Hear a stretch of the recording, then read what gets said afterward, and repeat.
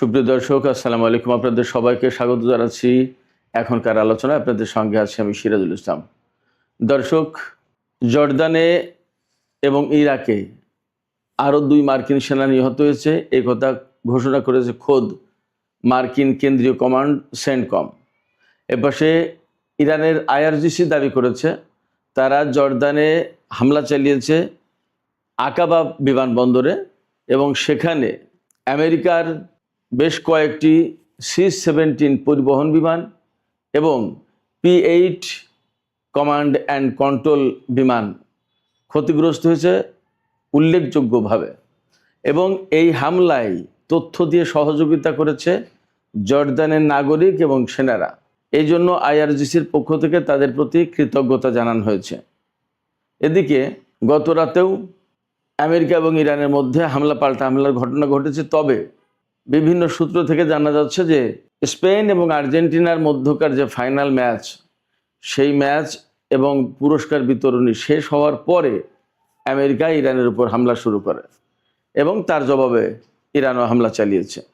এদিকে গতকাল ইরানের যে একটি নির্মাণাধীন একটি পরমাণু কেন্দ্রে হামলা চালানো হয়েছিল, তার জবাবে কুয়েতের আল সুমায়া বিদ্যুৎ কেন্দ্রে ইরান হামলা চালিয়েছে এবং বিদ্যুৎ কেন্দ্রটি ধ্বংস হয়ে গেছে বলে আইআরজিসি দাবি করেছে।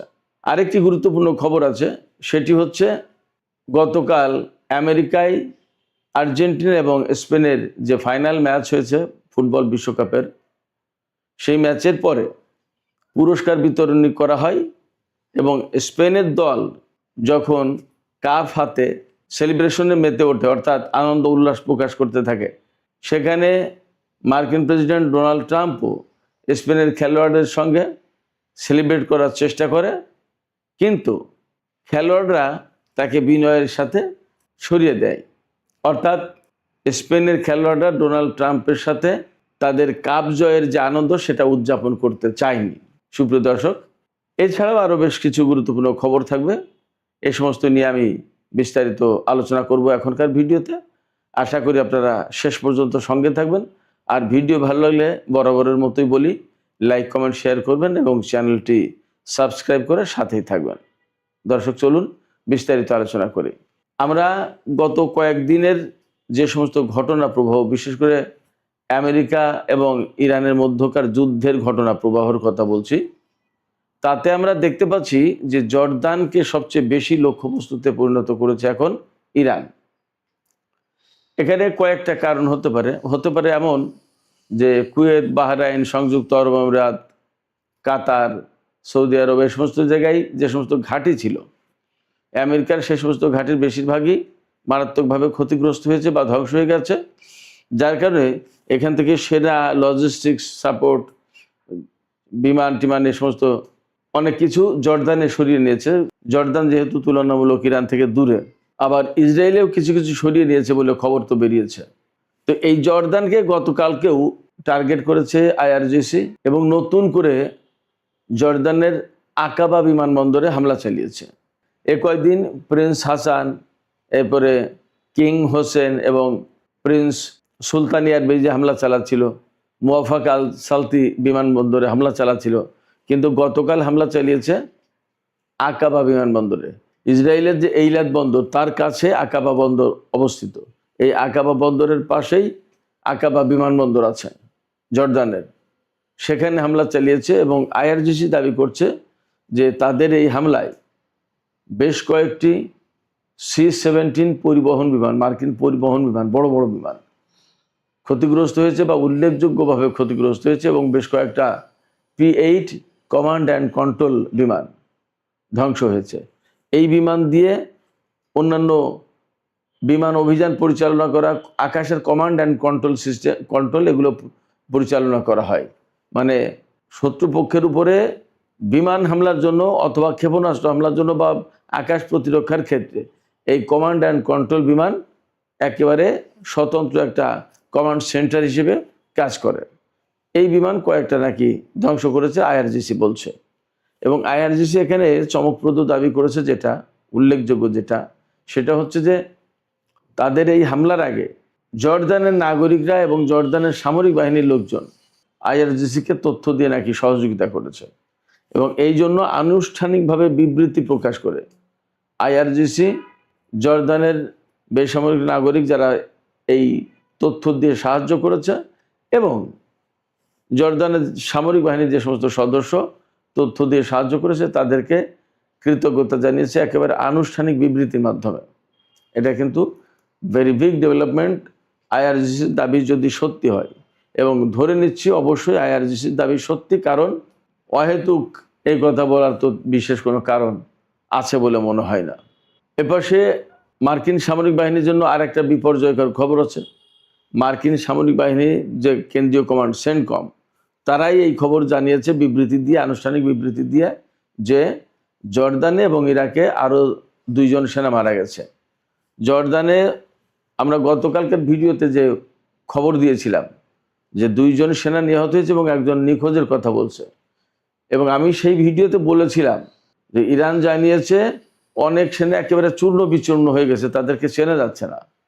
ঠিক এই কথাটাই জানিয়েছে সেন্টকম, যে তারা আর একজন সেনাকে মানে চূর্ণ বিচূর্ণ টুকরো টুকরো হয়ে গেছে এইরকম একটা দেহ অবশেষ তারা উদ্ধার করেছে, কিন্তু তার নাম পরিচয় কিছু শনাক্ত করা, চিহ্নিত করা যাচ্ছে না, চেনা যাচ্ছে না, একেবারে মানে আনআইডেন্টিফাইড বলছে।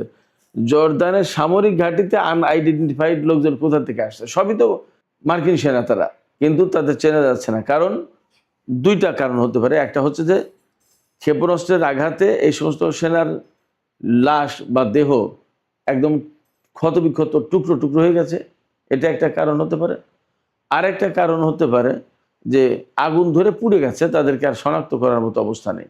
যাই হোক না কেন, জর্দানে যে মার্কিন সামরিক বাহিনীর জন্য বড় রকম বিপর্যয় সৃষ্টি করেছে ইরানের সেনারা, এটা একদম পরিষ্কার। এবং জর্দানে এই বিপর্যয় সৃষ্টি করার পরেই কিন্তু ইরানের উপর তারা প্রতিশোধমূলক ব্যাপক হামলা চালানোর চেষ্টা করেছে। বাট ফ্যাক্ট হচ্ছে যে আমেরিকার পক্ষ থেকে ইরানকে এখন ধসিয়ে দেওয়ার মতো অবস্থা আর খুব একটা দেখা যাচ্ছে না। সেই রকম সক্ষমতা তাদের নেই, কারণ আঞ্চলিক বেশিরভাগ ঘাঁটি মার্কিন সামরিক বাহিনীর যে সমস্ত লজিস্টিক্স, তারপরে ক্ষেপণাস্ত্র প্রতিরক্ষা ব্যবস্থা, ক্ষেপণাস্ত্র ছোড়ার লঞ্চার, বিমানটি, মানে এগুলো অনেক কিছু ধ্বংস হয়েছে, বড় রকমের বিপর্যয় পড়েছে মোটামুটিভাবে, এটা আপনারা নিশ্চিত থাকুন। এই বড় রকমের বিপর্যয় পড়ার পরেই এই অঞ্চল ছেড়ে জর্দান এবং ইসরায়েলের দিকে চলে গেছে। এখন মূলত যুদ্ধটা হয়তো বা বেশিরভাগ ক্ষেত্রেই সীমাবদ্ধ থাকবে ইরানের সাথে জর্দান এবং ইসরায়েল ওই এলাকায়। সৌদি আরব যদি এখন এখানে ঘাঁটি এবং ভূখণ্ড দিয়ে মার্কিন বাহিনীকে হামলা চালানোর জন্য সহযোগিতা না করে, তাহলে আমেরিকাকে এখন যুদ্ধ করতে হবে সম্ভবত জর্দান ইসরায়েল ওই এলাকা থেকে। যাই হোক, আমি আবার ফিরে আসি ইরাকে মার্কিন সেনা এবং জর্দানে মার্কিন সেনা নিহতর খবরে। তো জর্দানে মার্কিন সেনা নিহতের ব্যাপারে ইরান কিন্তু দাবি করেছে যে বহু সেনা মারা গেছে। আমেরিকা তো বলছে 2 জন, এখন 3 জনের কথা স্বীকার করলো, কিন্তু ইরান বলছে যে সেখানে বহু সেনা মারা গেছে। এবং আমার কাছে মনে হচ্ছে যে দেখেন, যে সেনা মারা গেছে টুকরো টুকরো হয়ে অথবা পুড়ে গেছে, সেখানে আরও 2 জন মারা গেছে, তো মাত্র 3 জন সেনা ছিল সেখানে। বলা হচ্ছে যে একটা মেসের ভেতরে হামলা হয়েছে, একটা ডাইরেক্ট ক্ষেপণাস্ত্র হিট করেছে, এবং এই সমস্ত ক্ষেপণাস্ত্রগুলো সব ব্যালিস্টিক এবং বড় বড় ক্ষেপণাস্ত্র। কমপক্ষে ওয়ারহেডের ওজন হচ্ছে 1,500 কিলোগ্রাম, তার মানে 1.5 টন। 1.5 টন মানে কি? 37.5 মন ওজন। তা যদি বিস্ফোরিত হয় তাহলে কি হয়, ধ্বংসযোগ্য কি পরিমাণে হয় আপনারা কল্পনা করুন। এবং ইরান বলেছে যে গতকাল যে আকাবা বিমানবন্দরে হামলা হয়েছে, সেখানে অনেকগুলো KC-17 এবং P-8 কমান্ড অ্যান্ড কন্ট্রোল বিমান ধ্বংসের পাশাপাশি কয়েক ডজন মার্কিন সেনা নিহত হয়েছে, ইরানের দাবি এটা। তো আমরা জানি না, তবে মোটামুটিভাবে আন্তর্জাতিক বিশ্লেষক এবং গণমাধ্যমে এই কথা বলা হচ্ছে, বহু সেনা মারা গেছে গত কয়েকদিনে ইরানের হামলায়, কিন্তু আমেরিকা তা স্বীকার করছে না সব। এখানে আর একটা লক্ষণীয় ব্যাপার, সেটা হচ্ছে ইরান যেভাবে হামলা চালাচ্ছে এবং যে কৌশলে এই পর্যন্ত যুদ্ধটাকে এনেছে, সেটা হচ্ছে যে মধ্যপ্রাচ্যে আমেরিকার যে সমস্ত সামরিক সরঞ্জাম হামলার কাজে এবং হামলা প্রতিহত করার ক্ষেত্রে ব্যবহৃত হচ্ছিল, এই ধরনের সামরিক সরঞ্জাম সব ধ্বংস করে দেওয়ার চেষ্টা করেছে ইরান। এতে সুবিধাটা হবে কি, যখন ইরান চূড়ান্ত অভিযান শুরু করবে, ইরান তো বলছে যে আমাদের চূড়ান্ত অভিযান একদম 0 আওয়ারের কাছাকাছি, যখন চূড়ান্ত অভিযান শুরু করবে তখন আমেরিকা কিন্তু ইরানের এই হামলা আর মোকাবেলা করতে পারবে না, প্রতিহত করতে পারবে না। কারণ ততক্ষণে তো তাদের ইন্টারসেপ্টর শেষ, বা যে সমস্ত ক্ষেপণাস্ত্র প্রতিরক্ষা ব্যবস্থা বা আকাশ প্রতিরক্ষা ব্যবস্থা দিয়ে, যেগুলোকে দিয়ে ইরানের ড্রোন, ক্ষেপণাস্ত্র বা বিমান হামলা যদি চালায়, এগুলো যে ঠেকাবে, সেগুলো যদি ইরান মোটামুটিভাবে ম্যাক্সিমাম ধ্বংস করে দিতে পারে, তখন আমেরিকার জন্য আসলে একটা বড় রকম বিপর্যয় নেমে আসবে। এবং মধ্যপ্রাচ্যের বিভিন্ন দেশে ইরান এতদিন কষ্ট করে এই কাজটাই করেছে, আমেরিকার হামলা করার এবং হামলা ঠেকানোর এই 2 রকমের প্রতিরক্ষা ব্যবস্থা বা সামরিক সরঞ্জাম ধ্বংস করেছে। এখন অনেকটা অরক্ষিত হয়ে পড়েছে মার্কিন ঘাঁটিগুলো এবং মার্কিন সেনারা, এবং এর রেজাল্ট সম্ভবত মার্কিন সামরিক বাহিনীর জন্য খুব নেতিবাচক হবে। এপাশে ইরাকে আর একজন মার্কিন সেনা নিহতের ঘোষণা দিয়েছে সেন্টকম। তারা বলেছে যে ইরানের ছোড়া একটা ড্রোন, সেই ড্রোন নাকি ভূপাতিত হয়েছিল, তার একটা অংশ নিষ্ক্রিয় করতে গিয়ে নাকি এই মার্কিন সেনা নিহত হয়েছে। আমার কাছে মনে হয়েছে যে এই কথাটার ভেতরে একটা গোঁজামিল আছে। তা সে গোঁজামিল থাকুক আর না থাকুক, ইরাকে একজন মার্কিন সেনা নিহত হয়েছে, এটা পরিষ্কার সেন্টকমের বিবৃতি থেকেই।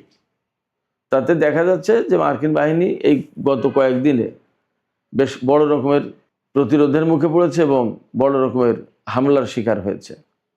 তারাই ইরানে অ্যাট এ টাইম 7 জন ইরানি সেনাকে হত্যা করেছে মার্কিন বাহিনী। জবাবটাও ইরান খুব ভালো মতো দিয়েছে বলে মনে হচ্ছে।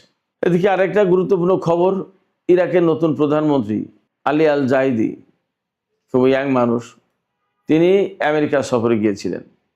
আমেরিকার সফর থেকে ফিরে এসে তিনি ঘোষণা দিয়েছেন চলতি সপ্তাহের শেষের দিকে তিনি ইরান সফরে যাবেন।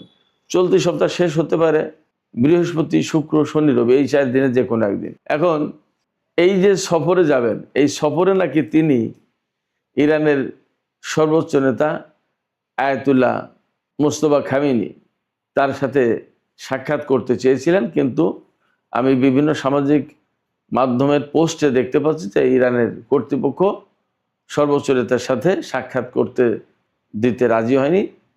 তারা বলেছে যে ইরাকের প্রধানমন্ত্রীর সফর হবে, কিন্তু সর্বোচ্চ নেতার সাথে বৈঠক হবে না।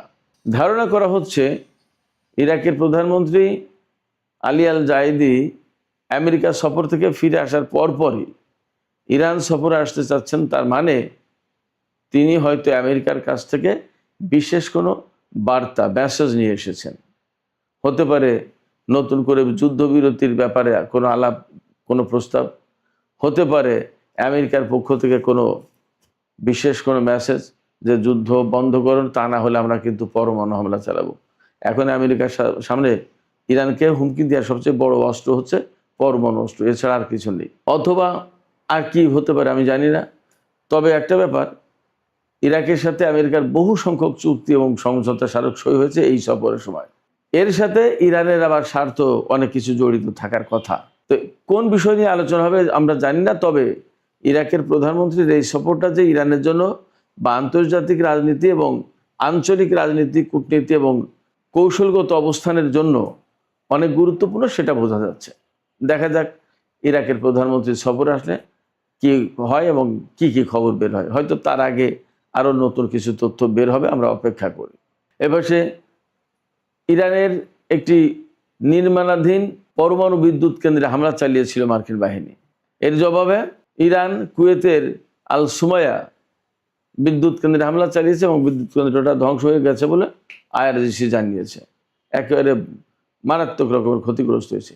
এবং এই গত কয়েকদিনের হামলা, পাল্টা হামলার ঘটনায় যে সমস্ত বেসামরিক স্থাপনা ধ্বংস হয়েছে, তার ভিতরে পানি লবণাক্ত মুক্তকরণ স্থাপনা বা কেন্দ্র, বিদ্যুৎ কেন্দ্র, ইরানের রেল স্টেশন, রেল লাইন বা সেতু, সড়ক সেতু, এরপরে কয়েকটা বিমানবন্দরে হামলা চালিয়েছে। এইরকমভাবে ক্ষতিগ্রস্ত হয়েছে। আসলে আমি আবারও বলি, আমেরিকা এবং ইরানের এই হামলা পাল্টা হামলার ঘটনায় ইরান এবং মধ্যপ্রাচ্যের দেশগুলোর বেসামরিক স্থাপনাও কিন্তু অনেক ক্ষয়ক্ষতি হচ্ছে, ধ্বংস হয়ে যাচ্ছে। কিন্তু আমেরিকার মূল ভূখণ্ড এবং তাদের নিজেদের ব্যবসা কেন্দ্র, ঘর বাড়ি, অফিস আদালত সব কিছু অক্ষত থেকে যাচ্ছে। এই জিনিসগুলো মধ্যপ্রাচ্যের দেশ যত তাড়াতাড়ি বুঝবে তত তাড়াতাড়ি এই সংকটের সমাধান হবে বলে মনে করা হয়। সুপ্রিয় দর্শক, আপনারা সবাই জানেন গত রাতে আর্জেন্টিনা এবং স্পেনের ভেতরে বিশ্বকাপ ফুটবলের ফাইনাল ম্যাচ অনুষ্ঠিত হয়েছে এবং তাতে স্পেন জিতেছে। স্পেন জেতার পরে পুরস্কার বিতরণ হয়েছে, কাপ পেয়েছে স্পেনের খেলোয়াড়রা। কাপ পাওয়ার পরে যে কাপ উঁচু করে যে আনন্দ উল্লাস প্রকাশ করে, সেটা যখন করছিলেন তখন মার্কিন প্রেসিডেন্ট ডোনাল্ড ট্রাম্প সেখানে যান এবং তিনিও মানে স্পেনের খেলোয়াড়দের সাথে উচ্ছ্বাস প্রকাশ করার একটা চেষ্টা করেন, তিনি সেখানে যান।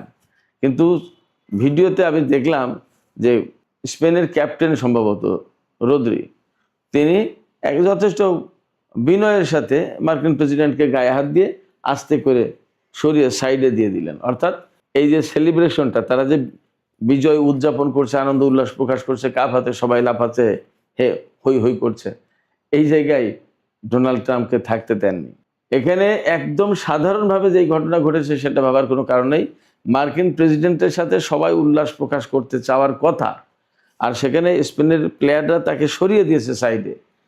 এর পেছনে যে রাজনৈতিক কারণটা থাকতে পারে সেটা হচ্ছে এই যে সাম্প্রতিক সময়ে কিন্তু স্পেনের সাথে আমেরিকার সম্পর্ক মোটেই ভালো না। আপনারা জানেন ফিলিস্তিনের ব্যাপারে ইসরায়েলের বিরুদ্ধে অবস্থান নিয়েছে স্পেন ভীষণভাবে, শক্তভাবে। এছাড়া এই যে ইরানের উপরে আমেরিকা যে হামলা চালাচ্ছে বা ইরান আমেরিকা যে যুদ্ধ, সেই যুদ্ধে স্পেন আমেরিকাকে সমর্থন করেনি, কোনো রকমের পৃষ্ঠপোষকতা দেয়নি। স্পেনের বিমান ঘাঁটি ব্যবহার করতে চেয়েছিল, সেগুলো দেয়নি এবং সাপোর্ট করেনি এবং বলেছে যে এই যুদ্ধটা অন্যায়, এটা ঠিক হয়নি, এটা বন্ধ করো। অন্যদিকে আরও একটা ব্যাপার ছিল, মার্কিন প্রেসিডেন্ট ডোনাল্ড ট্রাম্প, স্পেন যেহেতু নেটোর সদস্য, সেই হিসেবে ডোনাল্ড ট্রাম্প চান যে স্পেন তার টোটাল জিডিপির অন্তত 5% সামরিক খাতে ব্যয় করবে, নেটোর জন্য ব্যয় করবে। তো ধরেন 100 টাকা যদি জিডিপি হয় তার 5 টাকা ব্যয় করে ফেলতে হবে সামরিক ক্ষেত্রে নেটো জোটের জন্য। এটা অনেক বড় ব্যাপার। স্পেনের প্রধানমন্ত্রী সানচেজ তাতে রাজি নন এবং এটা নিয়ে আমেরিকার সাথে কিন্তু স্পেনের চরম টানাপোড়েন আছে। ইরানের সাথে আমেরিকার যে যুদ্ধ, তাতে মার্কিন বাহিনীর প্রতি সমর্থন না দেওয়ার জন্য ডোনাল্ড ট্রাম্প স্পেনের উপর নিষেধাজ্ঞা আরোপ করতে চেয়েছে, বাণিজ্য সম্পর্ক করতে চেয়েছে, অনেক কিছু হুমকি দিয়েছে ব্যাপক, কিন্তু কোনো কিছুতেই স্পেন তার অবস্থান থেকে সরেনি। এটা একটা কারণ হতে পারে স্পেনের খেলোয়াড়রা ডোনাল্ড ট্রাম্পের সাথে যে সেলিব্রেট করলো না তাদের ভিক্টরি, এটা একটা কারণ হতে পারে। তো যাই হোক দর্শক, এখনকার আলোচনা শেষ করব। আলোচনা শেষের আগে আমি আপনাদের কাছে জানতে চাই, আপনারা কি মনে করছেন যে মধ্যপ্রাচ্যে মার্কিন সেনা মৃত্যুর যে ঘটনাগুলো ঘটলো, এছাড়া ইরানের যে হামলার ধরন, ইরানের ক্ষেপণাস্ত্র, যে বড় বড় ক্ষেপণাস্ত্র ব্যবহার করে এখন অনেকটা মধ্যপ্রাচ্যের উপসাগরীয় অঞ্চল থেকে মার্কিন বাহিনীকে বলা যায় জর্দান এবং ইসরায়েলের দিকে পিছু হটতে বাধ্য করেছে, বলা যাচ্ছে। পুরোপুরি এরকম না, কিন্তু এখন মূল জায়গা হয়ে দাঁড়িয়েছে জর্দান, ইসরায়েল ওই দিকে। সেক্ষেত্রে মার্কিন বাহিনী কি আসলে বড় রকমের একটা বিপর্যয়ের কাছাকাছি পৌঁছে গেছে বলে কি মনে হচ্ছে আপনাদের? বা ইরান যে দাবি করছে, ইরানের আইআরজিসি, যে তারা এত এত কিছু ধ্বংস করেছে, এই দাবিটাকে কি আপনাদের কাছে সত্য বলে মনে হচ্ছে? আপনাদের মতামত কমেন্টে জানাতে পারেন। আর ভিডিও ভালো লাগলে লাইক, কমেন্ট, শেয়ার করবেন এবং চ্যানেলটি সাবস্ক্রাইব করে সাথেই থাকবেন। দর্শক, আপনাদের সবাইকে অনেক অনেক ধন্যবাদ। আল্লাহ হাফেজ।